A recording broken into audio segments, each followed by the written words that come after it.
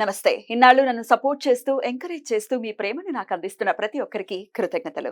అలాగే ఈ వీడియో కూడా ఖచ్చితంగా మీకు ఉపయోగపడుతుంది. లైక్, షేర్ అండ్ సబ్స్క్రైబ్ చేసి మీ సపోర్ట్‌ని నాకు అందించండి. అలాగే ఈ వీడియో పట్ల మీకున్న అభిప్రాయాన్ని కామెంట్ సెక్షన్‌లో కామెంట్ చేసి తెలియజేయండి. ఇప్పుడు వీడియోని చూద్దాం.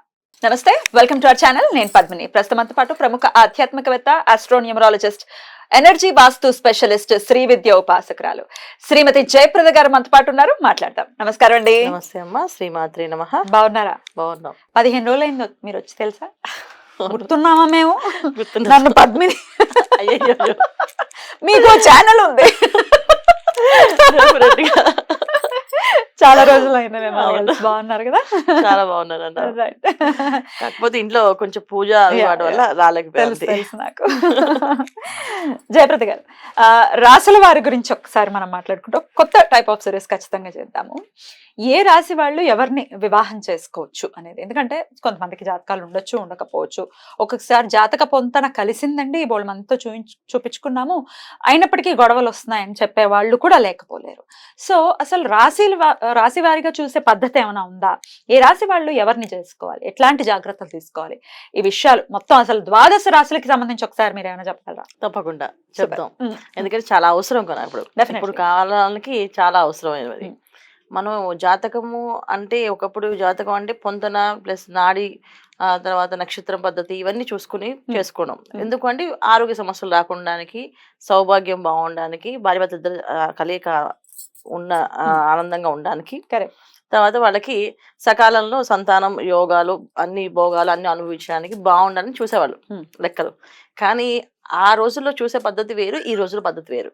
ఆ రోజుల్లో ఏంటంటే మనస్తత్వం ఎలా ఉన్నా అవసరం లేదు, కుటుంబం మంచిది అని అంటే ఆ ఇంట్లో వివాహం చేయడానికి సిద్ధపడేవాళ్ళు.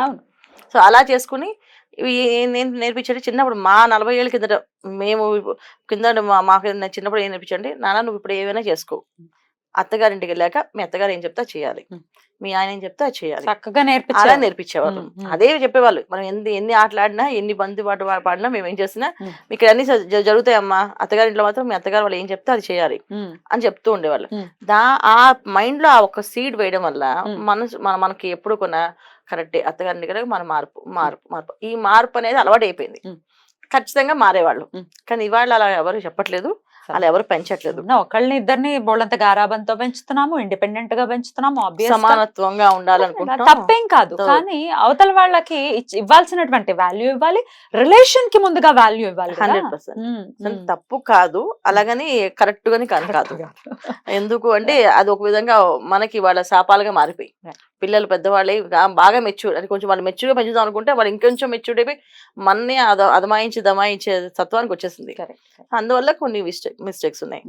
అందుకని ఇప్పుడు మనం ఈ రాశి తత్వాలు చూసుకోకపోతే ఏమవుతుందంటే, ఇవాళ రోజున పిల్లలు వివాహం అంటే ఒకసారి ముడిపడితే ఇంకా లైఫ్ లాంగ్ అంతే. అది మంచివాడైనా చెడ్డవాడైనా మన ప్రారంభ కర్మ ఎలా ఉంటే అలాగే వస్తుందని చెప్పి మన పెద్దవాళ్ళు చెప్పేస్తారు, అలాగే ఉండేవాళ్ళు. ఇవాళ అడ్జస్ట్ అవ్వట్లేదు. ప్రారంభ కర్మలో అవన్నీ తీసి పక్కన పడేసి, నాకు వాళ్ళ మైండ్ సెట్ నాకు నచ్చలేదు, వాళ్ళ మనసుతో నచ్చలేదు తీసేసి మళ్ళీ డివోర్స్ తీసుకుంటున్నారు, ఇంకో వివాహానికి ఈజీగా వెళ్ళిపోతున్నారు. నెక్స్ట్ వచ్చే వాళ్ళలో కూడా మైనస్లు ఉంటాయి, ఏ మనిషిలో ఉండవు మైనస్లు ఉన్నా మళ్ళీ ఇంకోటి చేసుకుంటామని చెప్తున్నారు. అలా తయారయ్యారు ఇప్పుడున్న యువతి. అందుకని ఒకసారి ఆచితూచి మనం అడుగు వేస్తే వివాహం, దాంపత్య జీవితం అనేది 100 ఏళ్ల జీవితం హ్యాపీగా సంతోషం కలగాలి. మరి ఏ రాశి వాళ్ళు ఎలాంటి జాగ్రత్తలు తీసుకోవాలనేది ఇప్పుడు ఒకసారి తప్పకుండా. మరి మకర రాశి వారు ఏ రాశి వాళ్ళని వివాహం చేసుకోవచ్చు, ఏ రాశి వాళ్ళని వివాహం చేసుకోవద్దు? తప్పకుండా మకర రాశి వాళ్ళు ఏ రాశి వాళ్ళు చేసుకోకూడదు అంటే, చేసుకోకూడదు అనే కన్నా ముందు వీళ్ళు కొన్ని విషయాలు మారాలి. ఎందుకంటే మకర రాశి వాళ్ళు చాలా మంది, మకర రాశి తత్వానికి ఏంటంటే శని భగవాన్ రాశిది. సో అందుకని కొంతమందికి 30 ఏళ్ళ తర్వాత మెచ్యూరిటీ లెవెల్స్ వస్తాయి, కొంతమందికి చిన్నప్పటి నుంచి మెచ్యూరిటీస్ ఉంటాయి. అంటే వాళ్ళ జాతకంలో యోగాలు బాగుంటాయి, 100% చిన్నప్పటి నుంచి వాళ్ళు యాక్టివ్గా ఉండి ప్రతి విషయాన్ని క్షుణ్ణంగా తెలుసుకొని ప్రతిదీ పరిశీలన చేసుకొని చాలా జాగ్రత్తగా ఉండగలుగుతారు. కొంతమంది 30 ఇయర్స్ వచ్చే వరకు ఏం చేస్తున్నారో, అసలు ఏం చదువుతారో, అసలు ఏమవుతారో వీడు అనేది చాలా మందికి ప్రశ్నార్థకంగా ఉండిపోతుంది. సో వీళ్ళకి వివాహం 30 ఇయర్స్ అవుతే వివాహం అవుతుంది, చాలా బాగుంటుంది వివాహం. ఎర్లీగా అయితే ఒక డివోర్స్ అవుతాయి. అందుకని వివాహం చేసే విషయంలో కొన్ని జాగ్రత్తలు తీసుకుంటే బెటర్. 30 ఏళ్ళ తర్వాత వివాహం అవుతుంది, జనరల్ గా అంతే అవుతుంది. వీళ్ళు సెటిల్మెంట్ అంత లేట్ గా అవుతుంది వీళ్ళకి. ఒకవేళ ఎర్లీగా చేసుకోవాల్సి వస్తే చూసుకోవాల్సిన రాశి వీళ్ళు. అది కంపల్సరీ ఈ రాశి వాళ్ళని చేసుకోకూడదు వీళ్ళు. సో వీళ్ళు ధనస్సు చేసుకోకూడదు, కుంభాన్ని చేసుకోకూడదు, Hmm. మీనాన్ని చేసుకోకూడదు. సో మకరానికి మెయిన్ ఏంటంటే ధనస్సు వాళ్ళది శుభ్రత అవి నచ్చదు. తర్వాత కుంభం. కుంభరాశి వాళ్ళని ఎందుకు చేసుకోకూడదు అంటే కుంభరాశికి జనరల్ గానే వాళ్ళ ఆలోచన విధానం వేరేగా ఉంటుంది, డిఫరెంట్ గా ఉంటుంది. సో కుంభరాశి జనరల్ గా ఏ విషయమైనా ప్రతిదానికి ఫస్ట్ తలకే ఊపుతారు, తర్వాత వాళ్ళు అవస్థ పడతారు. ఇప్పుడు ఒక పని చేస్తారంటే సరే అండి చేసేస్తామని చెప్తారు. ఒక అబ్బాయికి ఇప్పుడు సిగరెట్లు అలవాటు ఉంది ఒక అబ్బాయికి, ఈ అమ్మాయి మకర రాశి అమ్మాయి అడిగింది, నీకు సిగరెట్లు అవి అలవాటు ఉన్నాయంటే ఉన్నాయండి, అంటే ఇవన్నీ మానేయాలి నాకు నచ్చదండి పెళ్ళి అయిన తర్వాత అంటే అలాగేనండి చెప్తుంటారు. ఆ తర్వాత వాళ్ళు పెళ్ళి అయిన తర్వాత మానడానికి చాలా ఇబ్బంది పడతారు, వాళ్ళు మానలేరు. సో అలాగే అమ్మాయి వచ్చింది, ఇప్పుడు ఈ మకర రాశి అబ్బాయి నాకు మా ఇంట్లో ఇలా పద్ధతులు ఉంటాయి, ఇలా ఆచారాలు ఉంటాయి, ఇవన్నీ చేయాలి నువ్వు అంటే ఒప్పుకుంటుంది. తర్వాత చేయలేక ఇబ్బంది పడుతుంది, అవస్థ పడుతుంది. సో అలా అవస్థపడి ఆ రోజుల్లో అయితే అవస్థ పడేవాళ్ళు, ఈ రోజుల్లో ఎవరు అవస్థ పడుతున్నారు, నచ్చట్లేదు చెప్పి డివోర్స్ చేసేసుకుంటున్నారు. సో అందుకని వద్దని చెప్పేస్తాను కుంభరాశి వాళ్ళని. మీనరాశికి మకర రాశికి ఎందుకు సెట్ అవ్వదు అంటే మీనరాశిలో ఉండే లక్షణాలు ఏంటంటే అబ్బాయిలు మెయిన్. సో వాళ్ళు కొంతమంది ఆధ్యాత్మికంగా జ్ఞానం కొన్ని విషయాలు బాగా చెప్పడంలో అనాలిసిస్ చేయడంలో ఉంటారు. కొంతమంది అసలు ఏం పట్టించుకోకుండా ఫ్యామిలీకి ఉన్న ప్రయారిటీస్ ఏమి ఇవ్వరు, వాళ్ళ పని వాళ్ళు చేసుకుంటారు. కానీ మకర రాశి వాళ్ళ అమ్మాయిలు పర్టికులర్గా పట్టించుకోపోతే ప్రతి విషయాన్ని ప్రశ్నిస్తూ ఉంటారు. ఆ ప్రశ్నించడం వాళ్ళకి నచ్చదు. ఎందుకంటే అక్కడ గురుదత్వ రాశి కనుక మీనరాశి జనరల్ ఎవరైనా ప్రశ్నిస్తే ఎవరికి నచ్చదు కదా. సో ప్రశ్నిస్తే వాళ్ళు నచ్చదు. సో అక్కడ అమ్మాయిలు అనుకోండి, ఇక్కడ అబ్బాయిల్ని వీళ్ళ సోంబేతత్వాన్ని వీళ్ళ బద్ధకాన్ని ఒక విధంగా చెప్పాలంటే కొంతమంది అన్ని పర్ఫెక్ట్ గా ఉండాలని మాట్లాడితే తప్ప వాళ్ళు చేసే పనులు ఏ పర్ఫెక్షన్ ఉండదు, అది వాళ్ళు నచ్చదు, వాళ్ళు భరించలేరు. దానికి కూడా వీళ్ళు ఒప్పుకోరు. అందుకని వద్దని చెప్పేది. ఏ రాశి వాళ్ళతో పడుతుంది వీళ్ళకి? మకర రాశి వాళ్ళకి మేషరాశి.